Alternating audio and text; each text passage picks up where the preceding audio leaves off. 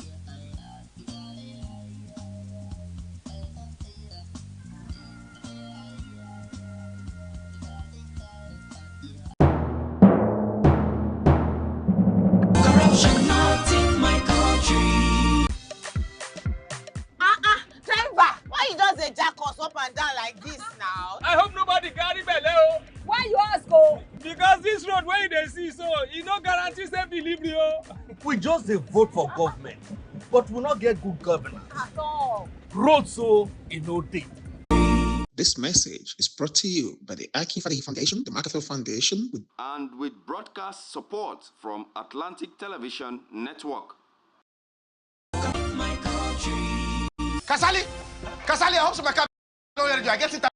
Oh, guy, you don't ready. I just did last minute. What you want to buy? Potato.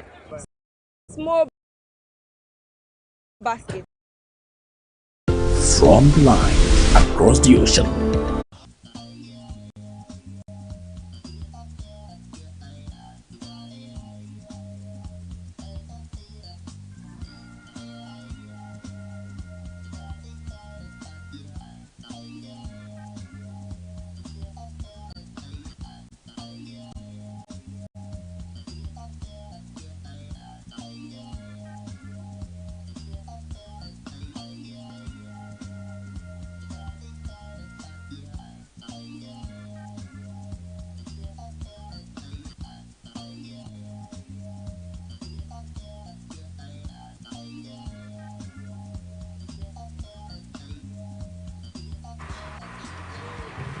Welcome back. If you're just joining us, this is Society Watch on Atlantic Television Network, and joining me in this conversation this afternoon is Samuel David. Samuel David is a UN-certified drug addict advisor. It's beautiful to have you in the studio this afternoon. Thank you. Good afternoon. I always say you look great. Thank you very much. Also looking very great. Thank you. All right, the first story for today is from Ebonyi State. Governor Francis Humoferu of Ebonyi State, represented by Speaker Moses Ije Odonwa, launched the EBCSDA program at Ra Meritona Hotel in Abakiriki. The initiatives, in collaboration with the Ministry of Human Capital Development and Monitoring and assisted by the World Bank's NG Cares, aim to empower 2,040 citizens. The program will fund 100 communities with 2.5 million each for the rural projects. Beneficiaries will receive 180,000 each, totaling 360,000 naira in 2 tranches. The event was attached by key officials, including the Commissioner for Finance, Dr. Leonard Uguru, and other notable figures. Congratulations to Ebonyi State citizens and the communities, of course. The government came up with an initiative to give each community 2.5 million to be able to develop some of those communities. You know, a lot of persons will be like, the governor has not come here, the government has not gotten to this side, we are not benefiting. But based on these initiatives, there is every tendency, of course, that about 100 communities would definitely smile. So what do you think about these initiatives? Will you say the government has done something great? Because a lot of times Nigerians will be like, no matter what they have done, they have not done anything. They should give us employment. They should give us jobs. They should give us this. So what do you think about this initiative? This is employment and this is jobs. I am a very strong believer in a government that cares for her people. That's the only sense of governance. That we choose to say lead us means we are saying we trust you to carry us from where we are to where we ought to be. So such initiatives are very welcome. The only thing is that when you have such bulk money to give out, it's also very important that you oversee the Is that possible? and the simple now. Over 100 communities for one person to oversee? No, not one person, not the governor as a person. Okay, the government? Yes, the government, the Ebonyi state government, which calls for maybe a supervisory committee, or I don't know what areas they are focusing on, but if they are, whatever things they are doing. Developing maybe to be fixing of schools, fixing of health care, all Fine. those places are complaining about. In that case, there will be ministries that are attached or under whose portfolio. Talking about agricultural investment, there's a bit of agriculture. If you're talking about helping them to have a clean environment, there's another ministry. So you can, the governor can create a supervisory committee for each of these ministries, so that even what he does not know, the ministry officials know what is expected. And so they will supervise, that's what I mean by supervisory committee. They will supervise that we give 1.something million to AYB community. In that community, this and this and this are the things that should be done. We want to invest this money to deal with this issue, that issue, and this issue. Now, what area does it affect? Is it agriculture? Is it health? Is it safety? So, not the governor as a person, but a group should be set up.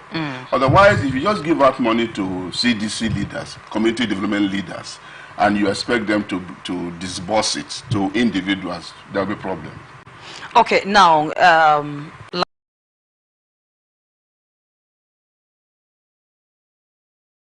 the education sector and all of those in those rural areas, we know that irrespective of how the places have been for a while, there are people working there, all right? Yes. They are only developing so that it will be in good state. And do you think this is more like a long-term initiative or short-term? Because after this development is done, would there be room to employ others, or is it just going to end there? Is it not going to affect them? Because a man that has seen money, going to take money away from his hand is always a problem. You know, understand what I mean? Like, while they are fixing the road, there will be people working there. They will employ people to carry some of the equipment while they are working. But after the construction of the road, what happened? So that's what I'm asking. Do you think this is a long-term or a short-term initiative? This initiative is a kind of thing it's something that has come up to deal with an issue. It's like if you want to build a house and you employ and all that. At the end of the building, they should go now. You're not going to continue keeping them. As a government, they have ministries that are to take care of certain things. That's why those ministries are set up. In those ministries, individuals are employed. I'm sure within the various localities in the state, there are units of this ministry.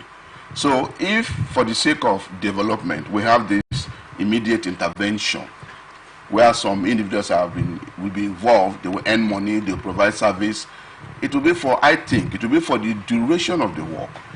It will not be proper for them to expect that because we are involved with this road construction thing in this development initiative, we must be absorbed.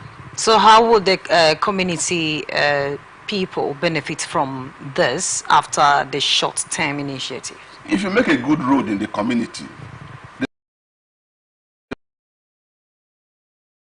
when you started, government has brought employment. This is employment. This is job opportunity. Yes. So that's what I'm asking you. After the short term, what happened next? Like I said earlier, the government has ministries. There are people employed to do the job continuously, 24/7, the whole month, the whole year, for as long as they are civil servants. But this is an initiative. It's an intervention. So if the individuals who will be involved in this intervention are paid while they are doing their work, I think at the end of that, that work is over. If as individuals they seek for employment with the government to continue as civil servants, it's another matter. We want to construct a road. We call people to work on the road. After they're working on the road, I don't think it will be proper to expect us to keep them on pay. But if in the course of the work, somebody there says employment with the Ministry of Works in the state, that's a different matter. So we need to keep on after this intervention. That's what I'm saying.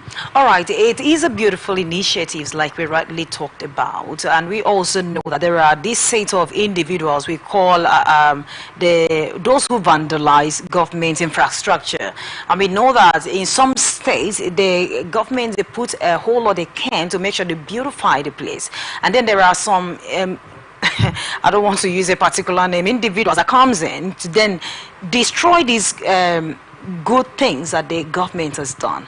So, and now they have given about 2.5 million to each community to fix, which is to say that this finance will be used to fix some of those dilapidated buildings and all the road and all that. So what happened after now? Would that money sustain for them to employ people that will watch over these things that are actually working on? I don't think that it is part of the budget. Security. But generally, it is the business of the community members to protect their own. We have said, I think here we said something before, all the criminals, they live amongst us. So if we are in a community, not probably a very big place like Port Harcourt, where we're almost like all of us are strangers and visitors, but in a community where we know ourselves, and this has been a problem for us. The government has not come to deal with it. And one or two persons, bad boys or whatever, choose to spoil it. We should be able to report them. All right, the last one on this particular story before we move to the next one. Looking at the economic situation, the challenges that we are into in our country today, the level of inflation, is 2.5 million laudable enough to be able to fix a community? And of course, you know that if you go to some of those rural areas, you will wonder whether people are actually. So do you think the money is enough for those things? I think that I'm not with them, but I think that before they decide to capture a figure for the work, they must have done some assessment. You can't start throwing money at something if you don't know what is involved in what you're doing, unless you want to share money. If you don't want to share money and you really want a project, you should be able to know what is involved. I know that if they give a community 2 million and give another community 1.2, there'll be quarrel. Maybe that's why they have made it equal. Equal. But in giving a community 1 point something million, what exactly have you seen that money should be used to deal, to solve or whatever? And if that is done, then from the beginning, we know that in a community, this will take care of this and this and that. In B community, it will take care of this and this and that. They may not be okay, but that in A community, we have, in B community, we have solved this problem. So if they do that, and they're not just sharing money, okay, then there will be good benefits, results will arise, and it will endure. All right, thank you so much. And once again, congratulations to Benin citizens for these new developments they have come to terms with.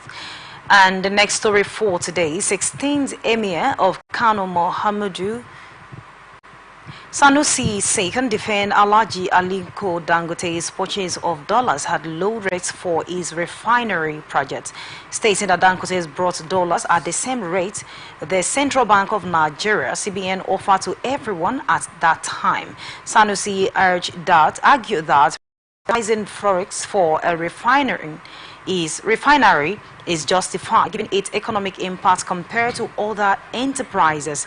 He criticized the Nigerian National Petroleum Corporation for its inefficiency in subsidy issues, suggesting that supporting Dangote's refinery is more beneficial for energy security than relying on import. Sanusi emphasized the need to appreciate Dangote's contribution to the economy and discourage Navy and envy and criticism without evidence. Some months ago, it was a good news. Everyone speculated that Dangote's refinery will start supplying crude production in no time, and you could see the joy, you could see the smile on Nigerians' faces. But unfortunately, it has lingered till now, nothing has happened. And then he came up yesterday to say something that they want to sell the company because some group of persons are actually pushing him to the world. But so far, the main thing here is that they have not started production. All right. What do you think about what Sanusi has said? Of course, a lot of persons are trying to encourage him now. And then he said something striking yesterday that one of his friends, his business partner, yes, Dangote I'm talking about, one of his business partner who encouraged him, who told him, advised him not to invest in Nigeria, is now laughing and also getting angry at him, that he regretted ever coming to do this here. What do you think about what is going on? Well, I am aware of that news, and I think the whole trouble is arising because some persons are saying that Dangote has secured monopoly of this and this and that in the country. I am not in a position to argue the details, but on this particular one only, we have had NNPC for a number of years. We have refineries in the states, not just only in Rivers State, which have, but they're not working. We have also had this issue of oil subsidy. I don't know how they are arranging it inside, but what I know as a citizen is that we are all suffering from the effects of government decisions about these things. So this young man, or this man, Dangote, I mean, of course, he's a young man, has taken the trouble to invest. The question now is it doing well, or will it be good for us, or will it not be good for us? From the beginning, it didn't just get up to go and drop things somewhere. I'm aware that, as he said, I heard him say it, that he paid $100 million to the Lagos State government for the place where he was doing the work. That means there was a consideration, there was a discussion, there was investment towards it. An agreement. An agreement. So the man and his people are working to create an experience for us in Nigeria that will make oil, that will take away much of the problem of the oil. So why are we upset? Well, I see, we live in a country where people are very vindictive. People are very criminal. I'm sorry to say, but it's truth.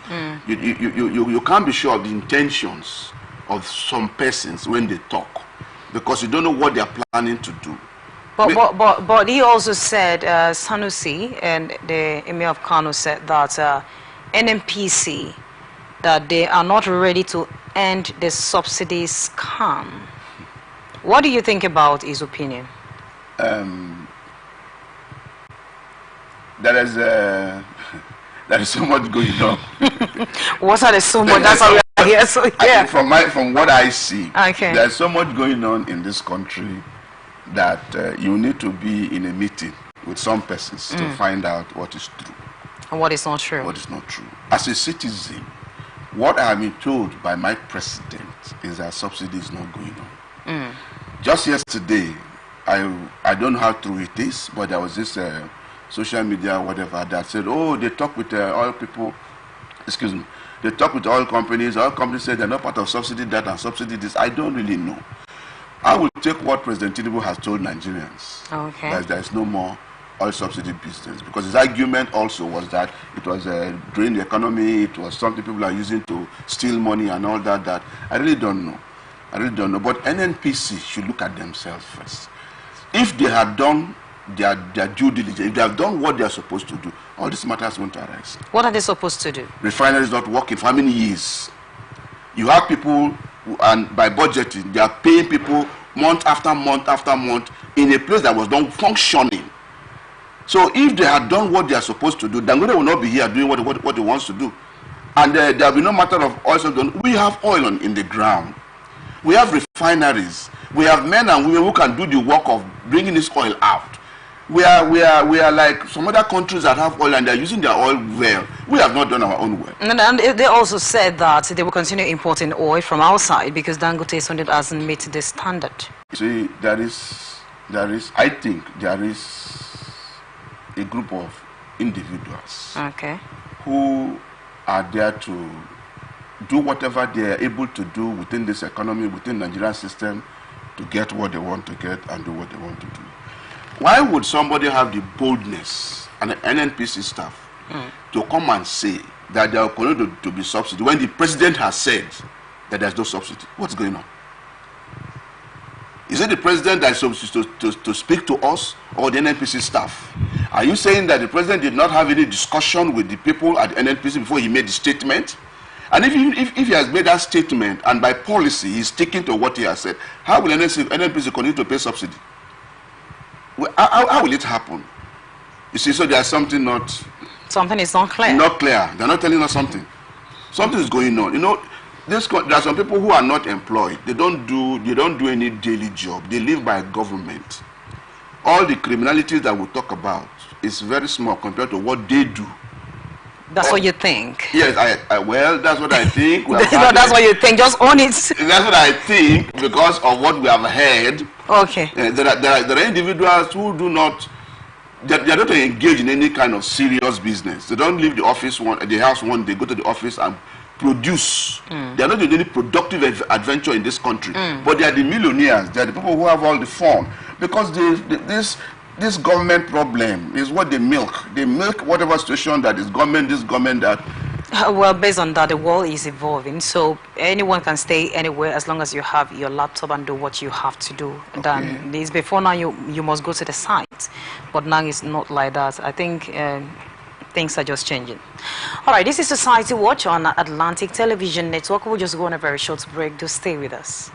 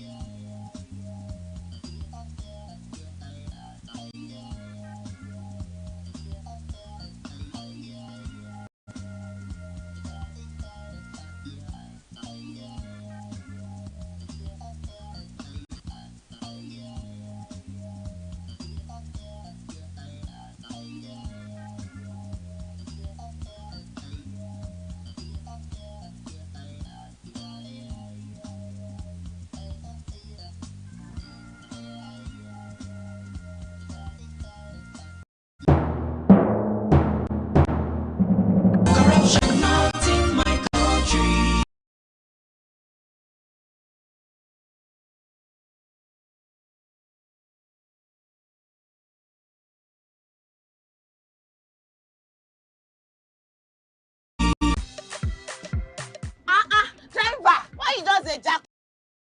Cause up and down like this.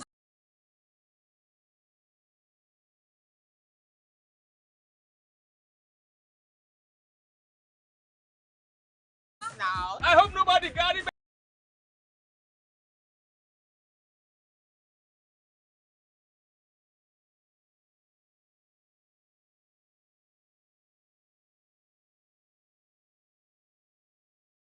Hello. Why you ask? Oh?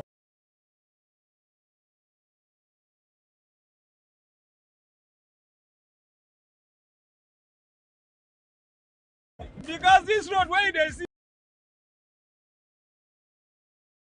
so you know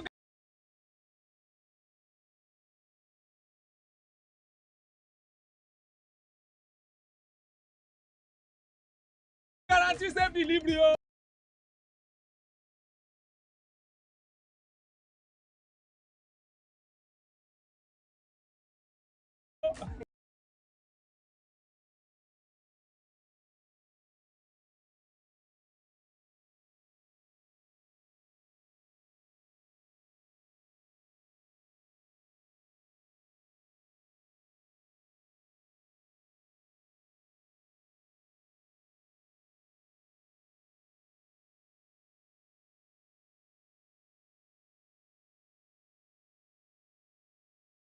We just dey vote for government, but we not get good governance.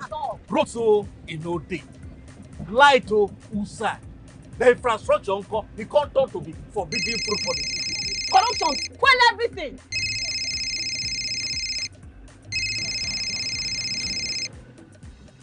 Hello? Hello, madam. Good afternoon. Good afternoon. My name is Mrs. Ayeni. I am calling from the Ministry of Humanitarian Affairs. Okay. Okay, I've been expecting your call. Madam, remove this your phone from loudspeaker. No, no, verse. Now my phone be like that. Hello? Are you there? I hear, I'm hearing you. Yes. We saw a copy of your invoice for computers, printers, and laptops. Yes. Are you working on them now? Ma, the prices you quoted are way too high now. Madam, sorry, please don't cost. We found the laptop you said is 1.8 million naira for 600,000 naira. Hello? Now my body network there. I can't hear you. Network is bad. Madam, we can hear you. Continue. Hello, I can't hear you. I will call you back. That behavior not good now. Madam, now this kind behavior they kill our country. You suppose do things differently, make Nigeria for better. Corruption not in my country. This message is brought to you by the Akin Fadeyi Foundation, the MacArthur Foundation, and with broadcast support from Atlantic Television Network. Corruption not in my country. I don't get a lot. Boy, they won't booga me small. They say, man, give them bribe. I say, nothing. Okay, now, we'll go block later. You remember that contract we will do that time now? They don't pay. But first, you see the house rent with the old things. We go first call caretaker, take the money, slap am. Beg, see, you know, say I get annual levy why they pay for club. Where me and boys they shark beer na house, I supposed pay that one. You remember say me and tell you I go buy you motor. I go buy na. Okay, they pay you money now. We don't they beg caretaker? Why would they beg landlord, old man, and they agree give us time? Money can't come now. You won't divert time. You said na corruption. Corruption, not in my house and not in my country. Sure? Sure. Corruption not in my country. This message is brought to you by the Akin Fadeyi Foundation, the MacArthur Foundation, and with broadcast support from Atlantic Television Network.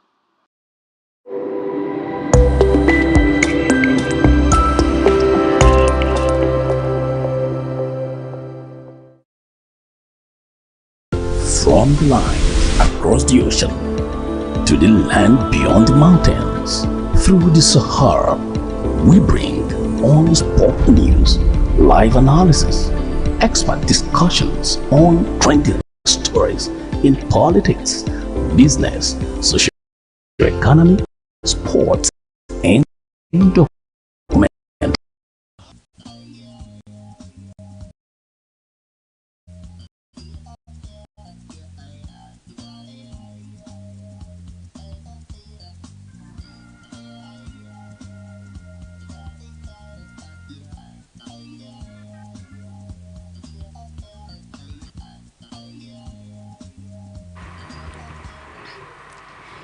Welcome back. If you're just joining us, this is Society Watch on Atlantic Television Network, and now the rest of our stories.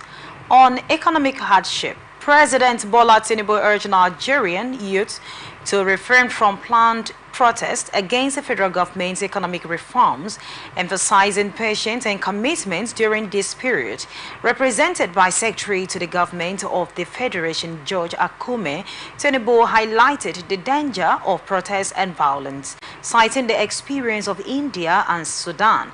He detailed government's effort to alleviate economic hardships, such as the introduction of compressed natural gas vehicles, a student loan scheme, and agricultural support.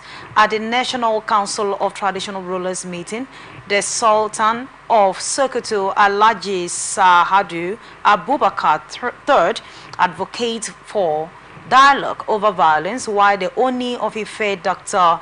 Adeyeye Etitan, emphasized patriotism of national cohesion.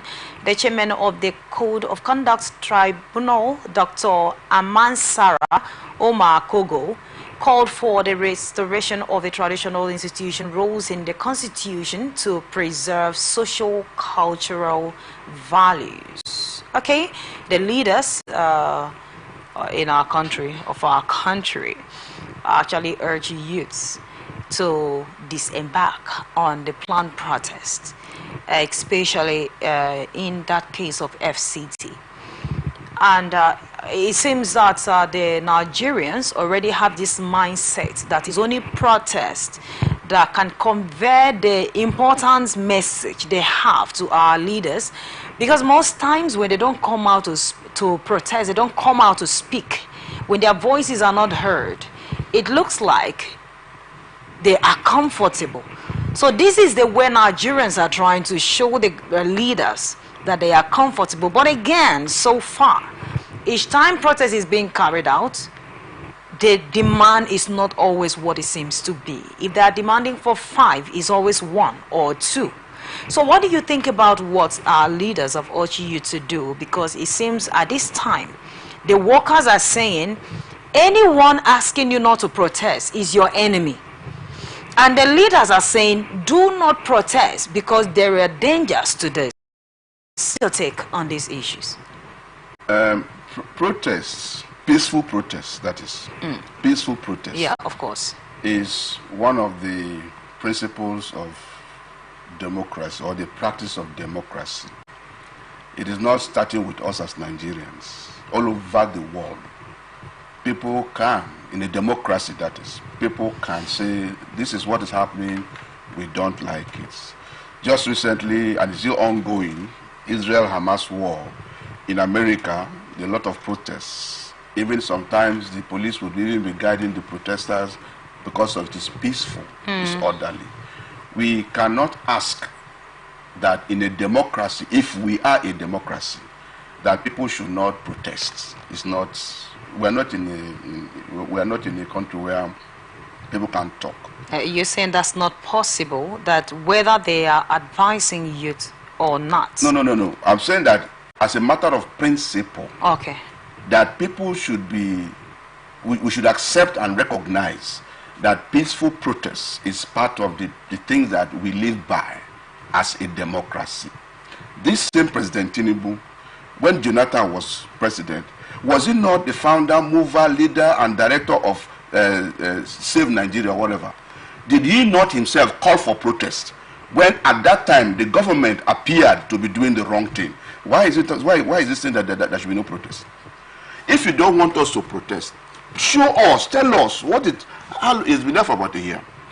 What has he put up to tell us that these are the things that we are doing? You compressed natural gas vehicle. What is that? That has not started. What is that now? How does that put food on the table? You do not compress natural gas, so what? And students' loan scheme that you have to pay back. Student loan, exactly. You have to pay back. What you see, it's unfortunate that this government appears to be always crying that people are harassing them, people are giving them a bad name, but you're not doing anything to give us the confidence and even the reason to praise you. You do not. You do not. So if, I'm not saying that people should go and protest, but what I'm saying is that the government does not have the right to say people should not protest. If you are asking them not to protest, give reason, show proof of the intentions you have for which they are not going to protest. Everybody knows that this country is not working. So give us what you are, tell us, show us what you are doing. Because the protest is a way for you to know that we are not happy. And you can't tell us that we should just keep quiet and choke in our sorrow. Because you want to feel relaxed and happy. You want to think that nothing is wrong. You want to be okay. Did you heard this other guy, the former whip of this, who said that Tinubu, that's what he said though, that he is surrounded by people who are not telling him the reality of what's going on in this country. Sycophants who just rejoice in the fact that they are in government, get what they get, and they tell him, don't worry, don't worry, don't worry. So these people are saying that, look, it's not as you think. This is how it really is. All the statistics about suffering, is he not aware of it? His own ministries are talking about how the cost of the price of things and all, is he not aware of it?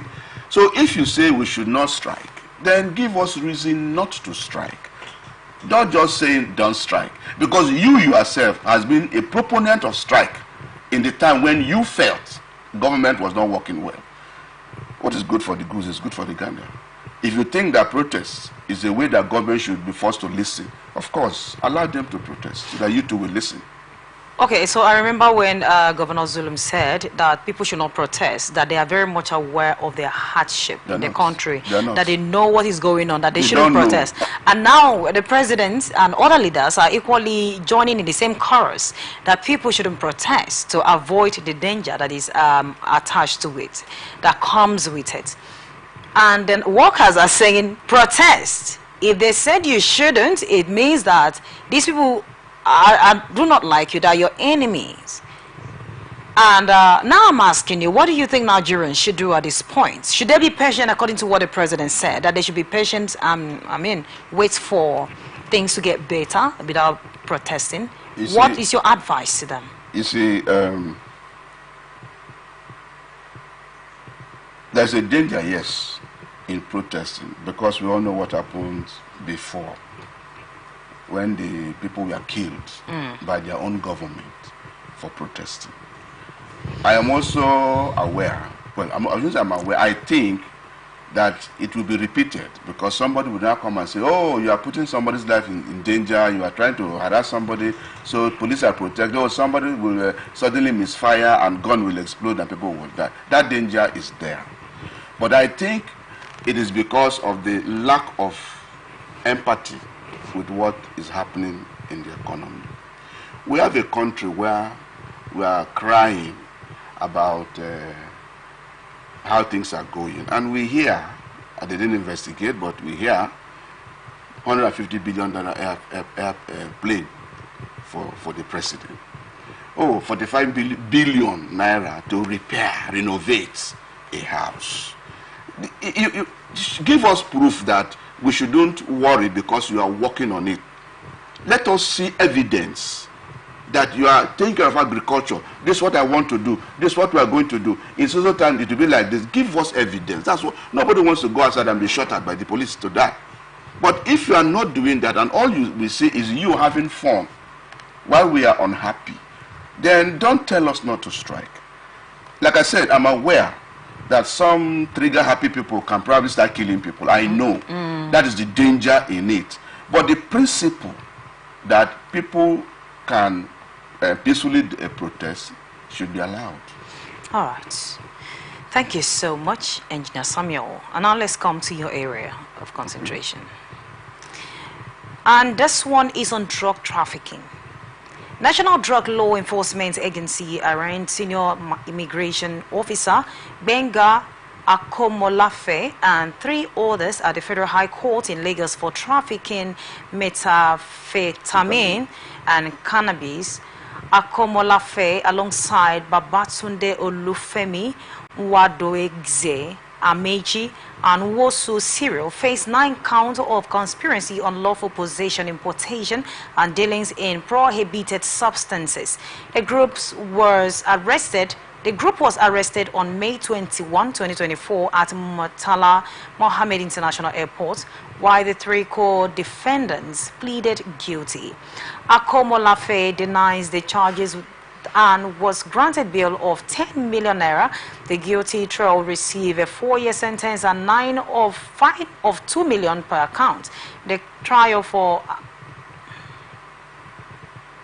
Akomolafe continues on November 7, 2024. Well, quite unfortunate that if you don't know how true it is, but an immigration officer is also involved in this, and 3 others. Now we know that the security personnel that we have in our country are trying all they can to make sure that they fight drug abuse and drug trafficking in our country. Are you sure? Well, based on the stories that we have been seeing, that they have arrested many guys, 5 in airports, 5 in social place, 5 in this. That is to say that they are fighting. But in a situation that we have there some elite in it, what's your take on that as a drugs advisor? My dear sister, we must not forget that drug is a business. A lot of money goes into it. I don't know how many billions, but it's a billion-dollar business all the world over, and also breaks down to countries. So individuals who are in a position to influence the restriction or the distribution of these drugs are expected to do their best and help the country, the people, not suffer from the effects of this very terrible thing. Drug use, drug addiction is a big problem. In fact, it is so ugly that if you meet some of the lives that have been destroyed, you will cry, because it's just drugs that just scattered and spoiled those lives. So the NDLA, in its work, they are the hand and the leg and the eye of the federal government on this matter. Congratulations that they have made arrests. Congratulations that they are prosecuting. But the thing is that individuals have to have that come to the point of appreciating that this thing is not good. It's a business, so however you say it, 1 or 2 persons may want to take advantage. They've just been arrested. Do you know how long they have been doing it? In their positions, in their official capacity, do you know how long they have done it? What they have allowed to happen? But in the course they have been paid, so they take care of themselves. So I want to appreciate the NDLA for making the arrests and whatever they are doing to prosecute them.